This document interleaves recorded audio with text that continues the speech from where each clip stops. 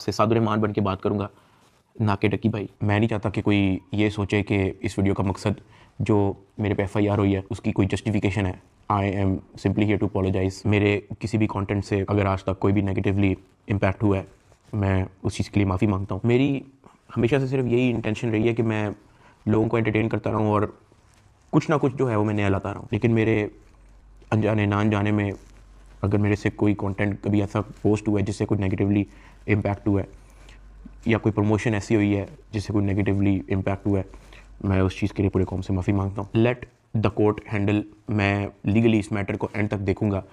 मैं कोर्ट्स के साथ पूरी तरह कोऑपरेट करने को रेडी हूँ और कर रहा हूँ। मैं इदारे के साथ पूरी तरह कोऑपरेट करूँगा और जो भी जज साहब मेरे केस का फ़ैसला लेंगे मैं वो कबूल करूँगा।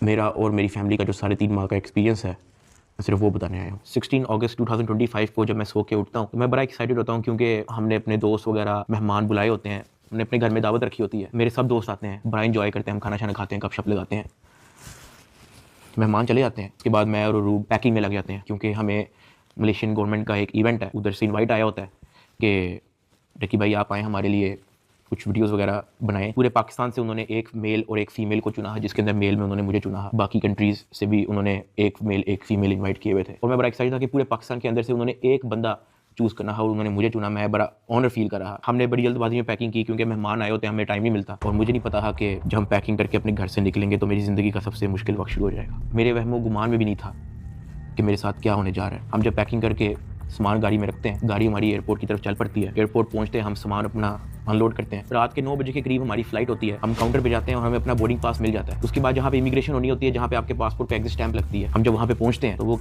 मेरे से पूछते हैं कि आप पे कोई FIR तो नहीं है। मैंने कहा नहीं। कहता आपका साइबर क्राइम में कोई इशू है क्या?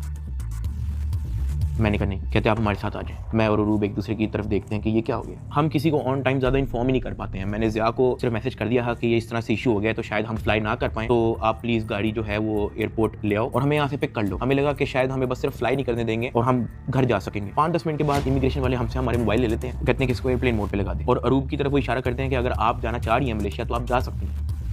अरूब ने कहा नहीं, अगर साथ मेरे साथ जा रहा है तो मैं चले जाती हूँ, वरना मैं इधर ही ठीक हूँ। शायद ये मेरी गलती ही, मुझे उसको जाने देना चाहिए था क्योंकि उसके बाद जिस चीज़ से मेरी फैमिली ने गो थ्रू किया है, मैंने यही रिग्रेट किया कि मुझे रूब को मलेशिया भेज देना चाहिए था। इमिग्रेशन वाले हमें एक रूम में बैठाए थे। मैं और रूब बस आपस में गपशप लगा रहे होते हैं कि कोई नहीं कल चले जाएंगे, कोई नहीं दोबारा टिकट करा के परसों चले जाएंगे, इवेंट भी 2 दिन के बाद है, कल चले जाएंगे। हम आपस में यही डिस्कस कर रहे थे। बिल्कुल मेरे अंदर इतना सा भी वहम गुमान नहीं था कि असल में इशू क्या। 1 घंटे के बाद इमिग्रेशन वाले आते हैं, वो कहते हैं कि आ जाए हमारे साथ। एयरपोर्ट के बाहर NCCI की टीम आई होती है, मुझे वो हथकड़ी लगाते हैं, मेरी गाड़ी में बैठा देते हैं। अरूब कहती है कि मैंने भी साथ आना है। मैंने इसको कहा नहीं, तुम घर चली जाओ, मुझे नहीं पता क्या सीन है, मैं हैंडल कर लूँ। वो गाड़ी भी चल पड़ी थी, गाड़ी सीधा चलेगी NCCI ऑफिस गुलबर्ग। इस वक्त यूट्यूबर डकी भाई की गिरफ्तारी का हर तरफ चर्चा है। डकी भाई को लाहौर एयरपोर्ट पर उस वक्त गिरफ्तार किया गया जब अब इन्होंने मुल्क जा रहा था। NCCI लाहौर ने मारूफ यूट्यूबर सादुर रहमान उर्फ डकी भाई के खिलाफ मुख्तलिफ इल्जामात के तहत मुकदमा दर्ज कर लिया। साइबर क्राइम एजेंसी ने यूट्यूबर साद उर्फ डकी भाई के खिलाफ मुकदमा दर्ज कर लिया है। मशहूर यूट्यूबर डकी भाई कल रात से गिरफ्तार है। पाकिस्तान के सबसे मशहूर यूट्यूबर डकी भाई एक बार फिर बड़ी मुश्किल में फंस गए हैं। मुल्जिम को गुज़श्ता रात